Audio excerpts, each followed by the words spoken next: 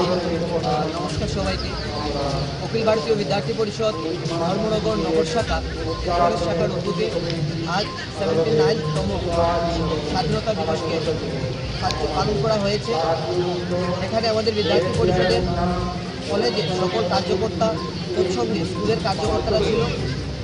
আমি এটাই বলবো, প্রত্যেক বছর আজকের এই দিনটি বিদ্যার্থী পরিষদ পালন করে থাকে।